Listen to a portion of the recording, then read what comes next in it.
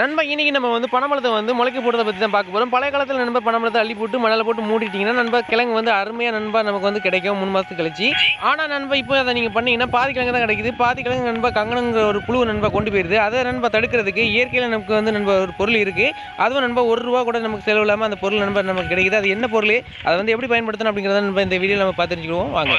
நண்பா நம்ம முதல்ல வந்து பாத்தி வந்து நண்பா ரெடி பண்ணிக்கலாம். பாத்தி வந்து நண்பா நாங்கள் எங்கள் சைடில் வந்து தண்ணி பாய்ப்போம். தண்ணியை மோந்து ஊற்ற மாட்டோம். தண்ணி நண்பா மோட்டரில் வச்சு பாய்க்கிறனால நண்பா கொஞ்சம் நாங்கள் வந்து ஆழப்படுத்துவோம்.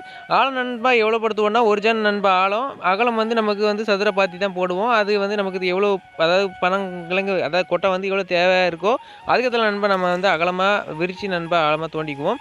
ஒரு ஜன் ஆழம் நண்பா, அகலம் வந்து நமக்கு விருப்பப்பட்ட அளவு. நாங்கள் இப்போ நண்பா பாத்தி வந்து ரெடி பண்ணியாச்சு. இதுக்கு பிறகு நண்பா நம்ம சொல்கிறல மருந்துன்னுட்டு அதை தான் நண்பா இப்படி நம்ம பண்ணணும். இது நண்பா சாம்பல். இந்த சாம்பலை தானே நண்பா நம்ம வந்து மருந்தாக வந்து யூஸ் பண்ணுறோம். இதுதான் இயற்கையில் கிடைக்குது. நமக்கு இது வந்து ₹1 கூட நண்பா செலவில்லை.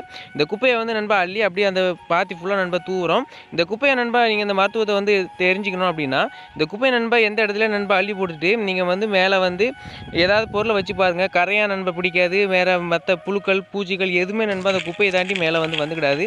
நீங்கள் வேணால் வீட்லேயோ தோட்டத்துலையோ நண்பா டெஸ்ட் பண்ணி பாருங்கள். கீழே வந்து இதை வந்து குப்பையை வந்து தட்டிட்டு அதுக்கு மேலே நண்பா கோணி சாக்கு, அதாவது சன்னல் சாக்கு சொல்லுவாங்கள்ல, அந்த சாக்கெல்லாம் நண்பா போட்டு பாருங்கள். கரையாக ஏறுதா இல்லையா நண்பா நீங்களே பாருங்கள். அந்தளவுக்கு நண்பா மருத்துவ சக்தி கூடுனது. அதனால் நம்ம இதில் வந்து பயன்படுத்தி அந்த கங்கணத்தை நண்பா இதை வந்து தடுக்கும். கங்கணம் வந்து இது நண்பா அந்த குப்பைக்கு வந்து வரவே வரல. நாங்கள் வந்து 2 வருஷமாக நண்பா பயன்படுத்துகிறோம். கிழங்கு வந்து நல்லா இருக்குது. அதனால் நீங்களும் இந்த மாதிரி நண்பா பயன்படுத்தி பாருங்கள். அதுக்கப்புறம் நண்பா நீங்களே புரிஞ்சுக்குவீங்க. இந்த குப்பைக்கு நண்பா எந்த பைசாவும் கிடையாது. சாதாரணமாக எல்லாருக்கிட்டே நண்பா அந்த குப்பைகள் வந்து சாம்பல் வந்து கிடைக்கும். அதனால் நண்பா ட்ரை பண்ணி பாருங்கள். இப்போ பாருங்கள் பாத்தி ஃபுல்லாக நண்பா நமக்கு வந்து ஒரு இடம் கேப் இல்லாமல் சைடில் அந்த பாத்தி நண்பா வறந்த, அதாவது பொலின்னு சொல்லுவாங்கள்ல, அந்த இடம்லாம் நண்பா ஃபுல்லாக வந்து ஏறிடணும். அந்தளவுக்கு நண்பா ஃபுல்லாக வந்து ப்ளே பண்ணியாச்சு. இப்போ இனி வந்து கிழங்க தான் வந்து அதான் கிழங்குங்கிறேன், அந்த கொட்டை பனம்பழத்தை நண்பா அள்ளி போடணும். அதையும் வந்து பார்த்துடலாம். இப்போ நண்பா தோண்டி பார்க்குறது எதுக்குன்னா எவ்வளோ வந்து திக்னஸ் இருக்குது அப்படிங்கிறத உங்களுக்கு காட்டுறேன். ஒரு விரலுடைய வரணும்னு சொல்லுவாங்களா, அந்த அளவுக்கு நண்பா போடுங்க.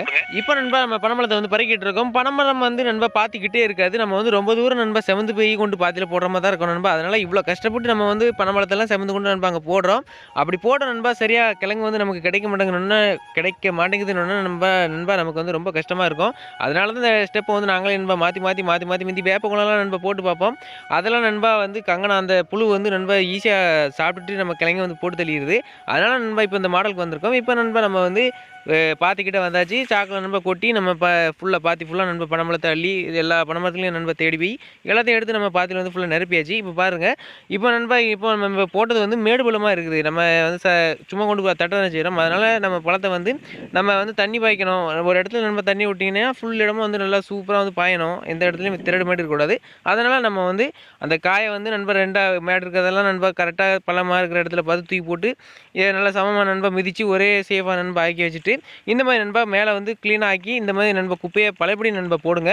கீழே நம்ம போட்ட மாதிரி அதே மாதிரி நண்பா மேலேயும் வந்து நண்பா ஃபுல்லாக வந்து போடுங்க. நம்ம கீழே போட்டாலே அதே மாதிரி நண்பா ஃபுல்லாக வந்து மேலே வந்து ஃபுல்லாக நிறச்சிருங்க. இப்போ நம்ம கீழே வந்து ஏற்கனவே போட்டிருக்கோம். அங்கேருந்து நண்பா கங்கணம் வராது. மேலே வந்து நண்பா கரிச்ச வண்டுன்னு ஒன்று சொல்லுவாங்க. அந்த கங்கணம் வந்து உற்பத்தி ஆகி வண்டாய் தான் நண்பா வெளியே பறந்து போவோம். அந்த வண்டு திரும்பி வந்து நண்பா நம்ம பாத்திக்கு மேலே வந்து முட்டை விட்டு வச்சுட்டு போயிடாது. அந்த கங்கணத்தை நண்பா தடுக்கிறக்காண்டி மேலே நண்பா போடுறோம், கீழே போடுறோம். அப்புறம் நமக்கு வந்து 2 அடுப்பு பாதுகாப்பு. அதனால் நண்பா இந்த மாதிரி பண்ணுங்கள். நமக்கு வந்து குப்பை வந்து துட்டோ காசோ நண்பா கிடையாது. அதனால் மனம் போல் நண்பா அள்ளி போடுங்க.